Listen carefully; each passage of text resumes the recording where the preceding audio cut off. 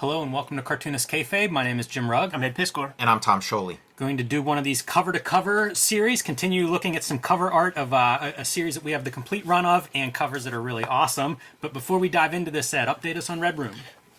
Murder on the Dark Web for Fun and Profit. Free Comic Book Day is nearly upon us as of this recording, man. So there are 3 issues in the wild of Red Room Comics as we speak. Every single issue is completely self-contained, and the name of the game is Murders Are Happening on the Dark Web for Fun and Profit. People are paying money to see torturous requests process, as you can see in these little video montage segments right there. Guy's got a Klingon knife. You can read these comics on my Patreon ahead of time at patreon.com/edpiscor. $3 for the archive there. And like I said, you see an issue, grab an issue. They're completely self-contained and put them out pretty much every 4 weeks. Let's see what happens to this guy. Yeah. Coming soon. Yeah, exactly, man. To be continued. Tom, where can people find your latest? I have a book called Jack Kirby, The Epic Life of the King of Comics. It's the life story of Jack Kirby told in comic book form. Just see him creating all kinds of stuff there, the early DC stuff and the Kid Gangs. I also did what serves as sort of a companion piece to it is Fantastic Four Grand Design. Showing off the Invisible Woman here in spot varnish. Yeah, the greatest moment in book design history. Very cool. And I also am doing new comics, which you can find on my Patreon. Go to patreon.com, search Tom Scholey. And I also do a pop culture YouTube channel called Total Recall Show. I just wish you worked harder on your pages. Yeah, slack in there a little bit. I'm showing off Street Angel Deadly Squirrel Live. It's one of my few books that are currently still in print. Thank you all for making that happen. You can get this wherever comics are sold, online or in comic shops everywhere. And you can join me on patreon.com/JimRugg, where you can download some of my out-of-print zines and mini comics and see how I make these comics. I have some issues that I take apart page by page, show off scripts, show off layouts. So if you enjoy what we talk about here on Cartoonist Kayfabe, you can get that version of examination of my own comics making practices on patreon.com/JimRugg. There was that one panel where the ball was hitting the face upon impact, and I was looking through a photo album of my mom's, and she snapped this picture. I don't even know if at the time she realized that she caught this moment on film, but I was such an asshole little kid. My little baby sister, bald-headed in a little car seat, sitting there in the living room, and it's me with the sort of post wind up of the follow through, and the ball, a little fuzz ball, just smashing her in the face, in midair. You need to find that photo, Ed. I need to see I that. think I saw it on your Facebook. I think we all need to see that. But we're here to talk about Dirty Plot covers. This is Julie Doucet, out of Drawn and Quarterly, is the publisher here, and this is actually a second volume because she was self-publishing these to begin with. Yeah. But I started reading these things in the late 90s. It's on the Comics Journal's top 100 list, and I started reading alternative comics and got hold of Dirty Plot early on and fell in love with her art. And these covers kind of show it off well because she has this style of more is more, and her pages are just covered kind of like this cover with all kinds of whatever media she's coming in with, hatching, spotting blacks, bringing in different textures and collage elements, and we're going to see more of that as we go through these cover to cover, but also the great titles and logos varying from piece to piece. This is a revelation to me to see color pencil being applied to cover work, and I did my own versions of colored pencil to colored covers in my earliest print on demand, at the Kinko's and stuff. A color Xerox of colored pencils doesn't show up like this, man. Something about offset print captures a little bit truer of a vibe, or maybe this is even a photograph. You know what? Keep that in mind because I don't know how some of these covers are done. As we get further into this and you see collaged elements with painted and ink lines, I don't know what I'm looking at, which is part of the charm. Yeah. Some of the magic of what I love. First issue, we just have a comic strip on the background, also in color, looks like some mixed media there, with Chester Brown appearance. So she's hanging out with Chester Brown. I think this is actually a dream because he's swimming with an orca, which is probably not Chester Brown real story. That almost looks like a vintage Jim Rugg. I've seen photos. I feel like I need to re-letter this now, make it my dream. No, you know, Jim, like I don't know French so well. So what is plot? What's so funny? Ed, this is, I believe, a slang term for part of the woman's anatomy. Okay. We'll leave it at that for YouTube's sake. Wow, this lettering. I love her lettering, but I just like the visual aesthetic. Sometimes she's compared to Robert Crumb in that she's a drawer. You know, it's interesting because at some point she moves away from comics, and her move from comics, she wanted to do something a little bit less intensive in terms of drawing. Starts doing hand-drawn animations, like these abstract patterns. They're amazing and beautiful. But man, if you could find one thing that's more intense than drawing comics, she might have found it in her break. So another back cover by Julie Doucet. I love these. You know, it's different. Like the insides are newsprint. Man, look at that for a Red Room ad in the beginning. Yeah. But you know, you can see kind of the black and white approach to this kind of just covering your pages in ink and textures and all these different elements. It's cool on the covers because you get to see that in color with whatever material she's using. You know, you're starting to see these collage items showing up. She's done a few books that are based on these kind of collage styles that can be really interesting because she collages both images but will also collage text. Which again, like, what could be more intense than that? Speaking of which, you start to see it here, where she's collaging her name there on the cover and a little bits around like the number 3.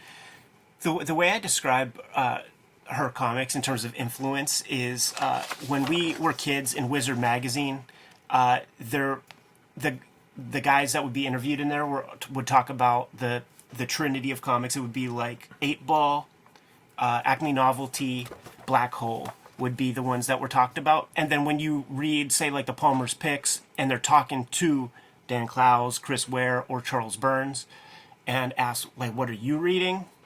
Unanimously, Dirty Plot. Yeah. There's Death Ray. Good call. As soon as I got hold of these, it spoke to me, and I bet it's for the same reason those guys were into it, because there's so much stuff that she does visually that, you know, you don't see this kind of treatment of text or consideration of text in any of those guys. You know, like she's pulling things from a lot of different sources, you know, collaging a photograph of this hand at the top. It's definitely a different approach. Story sensibility, you know, very personal, like one person's vision on every page of this. So it fits within those alternative comics model.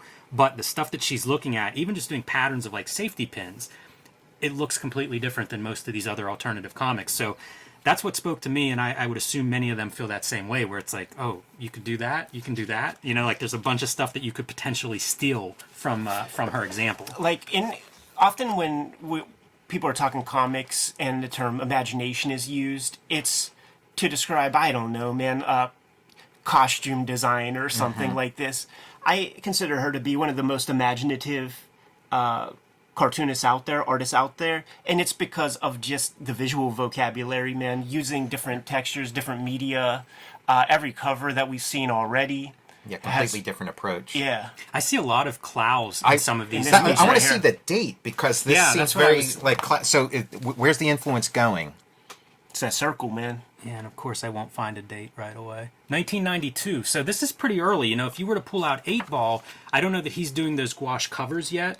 But he's definitely doing Velvet Glove with these front-on shots. She name checks him on that first page too, right down there. So, Mr. Mike, that's funny. Mr. Mike, ongoing. You can find comics from him too. The other thing with her and her background is coming out of like this zine mail art trade. I think that's how she and John Porcellino first came in contact with each other, because he would carry her stuff through like his mail order distro. But I think a lot of these artists would trade their comics through the mail, and that's what she was doing with those mini comics. It's how people found out about her in the first place. And imagine getting that in the mail. Growing up, man, I didn't speak with one person about comics until I was like 21 and met you guys, basically, man. Imagine how lonely it must have been pre-internet to be a maker of comics, to be interested in making kind of comics that weren't a part of, you know, like what people thought of as independent comics was like DN agents, and shit like Concrete. this. It was a very small fraternity. She would talk about that, like in that Dangerous Drawings book is where I first saw her work, and she would talk about that because one, like French Canadian. It gets smaller and smaller as you start to describe her and her comics in terms of who would she have been talking about with these comics. I don't know, 2 other people on Earth. Like, it wasn't a big conversation, I don't think. I love this back cover. And this is very similar to some of the collage stuff that I've seen her do, even after Dirty Plot, some of the books that have come out, and I think that's pretty interesting. There's a guy that wrote an entire novel like this, which blows my mind. It's like 200 plus pages of this kind of minutia. He's sick. Yeah, no doubt about it. Pretty innovative, too, from cover to cover. You see a lot of different approaches and different materials being used. Here on the back cover, again, back to that mail exchange culture of zine trading. You get to see her kind of like pulling out and highlighting some of the stuff that she's, I guess, enjoying or, reading at the time. It's like her version, a punk version of those congested ads that would have like X-ray specs and stuff, except it's like cool shit that she's curating herself. Yeah, and everybody, like they're all addresses. Like this is all pre-internet whenever it was like you had to trade through the mail. You would see this too in like Yummy Fur would have some of these in letters columns where they'd highlight like some cool comic or zine that they found. Same with the back of like the 8-Ball letter pages like, would often have some of that. Like 8-Ball when he starts promoting his own stuff, like the design is kind of similar. Yeah, and how different can you be whenever you're showing books on a page and hand lettering next to them for sure. Yeah, I'm just seeing like just having done that 8-Ball cover to cover, I'm seeing like all this resonance between these two bodies of work. There's definitely, if you pull out Hate, you pull out those comics that are coming out at that time period and you'll see that overlap. Like there's a reason that alternative comics were kind of lumped together as this is a type of comic that, if you like one, look at the others. Now this is clearly not her. Not her, right. Yeah, it's these covers, they do change a lot, especially these back covers and what she features on them. We've seen comics, ads, quite a variety. This cover is burnt into my mind because this would be the image that would be in the Palmer's picks when her work was first mentioned and she first got put on my radar. So like this image is totally burnt into my subconscious. And this feels like a certain kind of cartooning, where you have like these iconic treatments of, cars in this case, and then littering a composition with them. No reference whatsoever to perspective or any kind of that real 3D space. It's just 2D representation of space. I don't know what her background is, if she's coming from like a fine arts world or painting or anything, but it feels like she's definitely doing things that you would see painters do in terms of how they use the 2D space and just work on a surface. Super iconoclastic, man. I mean, even changing the title of the comic, and now she's doing that from now on. It's like she's well established in the world, like diminishing returns on future issues, like that's usually how things go and stuff. So she has her audience of Dirty Plot, right? And I'm sure the numbers are just going down and down and down.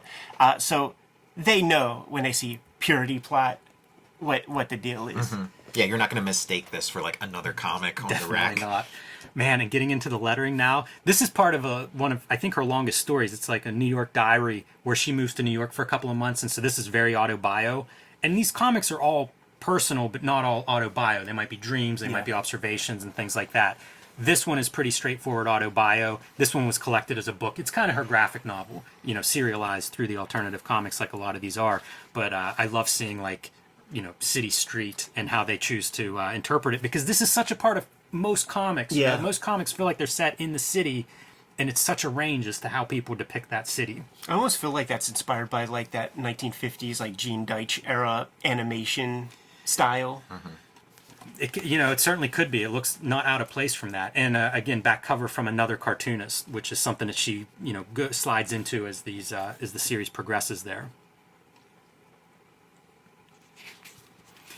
She does a lot of stuff with creatures.